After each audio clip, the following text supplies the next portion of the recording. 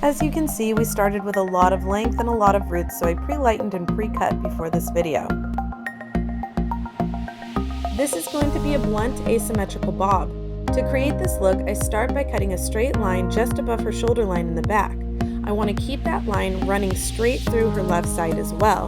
To achieve this, I make sure that I'm using very minimal tension so that I can keep that line as straight as possible. On her right side, I'm angling her hair downwards towards her face to achieve more length and to frame just below her chin. For her layers, I'm taking inch-wide sections and pulling the hair straight up.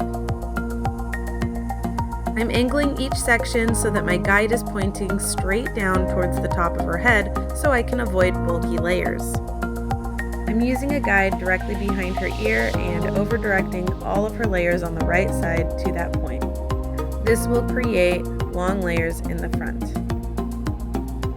I sectioned this color by creating an eye shaping on the top of her head and a horseshoe that goes from temple to temple. I'm using 3 color gradients for this color service. The first one I will be starting with is purple, blue, and green. I'm starting with my purple, blue, and green gradient just above her left ear. I'll be using this gradient as a guide throughout the rest of this section.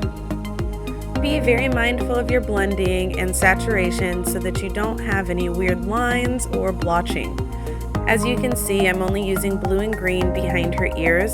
That is so that I don't create a dip in her gradient. Once I've reached the rest of the purple on her left side, that's when I start to use it, so that everything is nice and parallel. Once I've finished this bottom section, I cover everything with foil and I begin on my warm gradient.